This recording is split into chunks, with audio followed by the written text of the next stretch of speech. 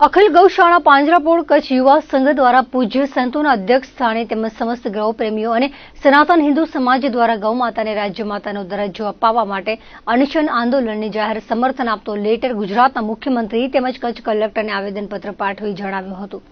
આવેદનપત્રમાં જણાવ્યા પ્રમાણે સત્વ ગુણનો સ્ત્રોત પૂજનીય ગૌમાતાના યોગ્ય પોષણ, સંરક્ષણ અને યોગ્ય સન્માનથી ભારતીય વૈદિક સંસ્કૃતિને જીવંત રાખી શકાય।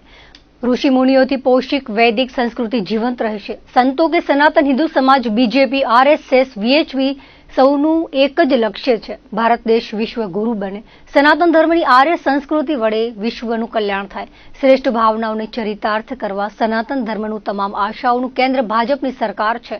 ગૌમાતાના ભરણ પોષણ માટે મુખ્યમંત્રી ગૌમાતા પોષણ યોજનાનું કાર્ય ધન્યવાદને પાત્ર હોવાનું જણાવ્યું છે। ગત 25મી ઓગસ્ટના રાષ્ટ્રીય હિન્દુ સંઘના અધ્યક્ષ અને એકલધામના મહંત યોગી દેવનાથ બાપુ આમરણ ઉપવાસ પર બેઠા છે, તો તેમની સાથે અન્ય સાધુ સંતો ગૌમાતાને રાજ્યનો દરજ્જો આપવા માટેની માંગ કરી રહ્યા છે।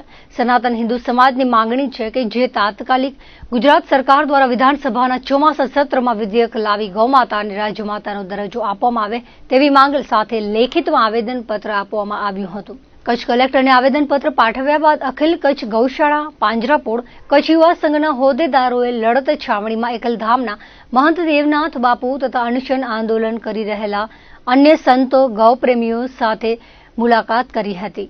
સંઘના ભરત સૌંદરવા, મૂળરાજ ઠક્કર ઉપરાંત કચ્છના 10 તાલુકાઓની ગૌશાળા અને પાંજરાપોળના સંચાલકો ગૌપ્રેમીઓ સાથે હાજર રહ્યા હતા।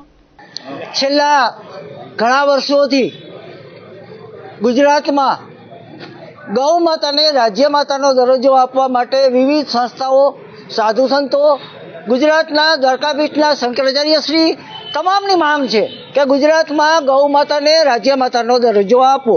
છેલ્લા 2 મહિના થા દેવનાથ બાપુ એમની સાથેના સંતો બધાએ સરકારશ્રીને એક લેખિત પત્ર આપેલો કે સરકારશ્રી અમને ગૌમાતાને રાજ્ય માતાનો દરજ્જો આપવા માટે માનનીય મુખ્યમંત્રી સાથે અમારી મીટિંગ કરાવો, એવું અમે ગુજરાત કચ્છના જનપ્રતિનિધિઓ સાથે પણ અમે બેઠક કરેલી। ત્યારે જનપ્રતિનિધિઓએ અમને એવું આશ્વાસન આપેલું કે હાલ પૂરતું આંદોલન કરવાની કોઈ જરૂર નથી, તાત્કાલિક ધોરણે અમે મુખ્યમંત્રી સાથે ચર્ચા કરશું અને મુખ્યમંત્રી સાથે ચર્ચા કરીને મીટિંગ કરીને આ પ્રશ્ન આખા ગુજરાતનો છે, આ પ્રશ્ન હિન્દુ ધર્મનો છે, આ પ્રશ્ન સનાતન ધર્મનો છે, આ પ્રશ્ન સંતોનો છે, આ પ્રશ્ન જનજનનો પ્રશ્ન છે। ત્યારે અમને એવી આશા હતી કે સરકારશ્રી તાત્કાલિક અમારી મુખ્યમંત્રી ગૌમાતા રાજ્યમાતા દરજ્જો બનાવવા માટેની એક ટીમ બની હતી, એને અમારે મુલાકાત મારવાનો સમય માંગ્યો હતો। કચ્છના જનપ્રતિનિધિ અમારી પાસે આવ્યા હતા અને અમને એવું વચન આપ્યું હતું કે અમે વહેલી તકે રાજ્ય માતાનો દરજ્જો મળે એ બાબતનું સરકાર સાથે અમે તમારી બેઠક કરાવશું। ઘણા બધા પ્રયાસો પછી જ્યારે સરકારે આ બાબતની અમારી સાધુ સંતોની વિનંતીને પણ સ્વીકારવામાં આવી ત્યારે કચ્છના યોગી દેવનાથ બાપુ મહંત એકલધામના મહંતશ્રીએ અને સાધુ સંતોએ નક્કી કર્યું કે આ તો હિન્દુ ધર્મના સંતો ઉપર અન્યાય છે અને સંતોને જો અન્યાય કરવામાં આવે તો પછી હવે અમારે જીવવાનું શું કામ છે। ત્યારે અમે શરૂઆત કરી, દેવનાથ બાપુએ એવું કીધું કે હું અનશન ઉપર ઉતરી, મારું પ્રાણ વહી જાય તો ગાય માતા માટે ભલે વહી જાય, હું પ્રાણ દેવા તૈયાર છું। અને એને આધારે આજે 4-5 દિવસથી દેવનાથ બાપુ સંતો જ્યારે અનશન ઉપવાસ ઉપર બેઠા છે ત્યારે સરકાર આની સુદ્ધા નથી લેતી।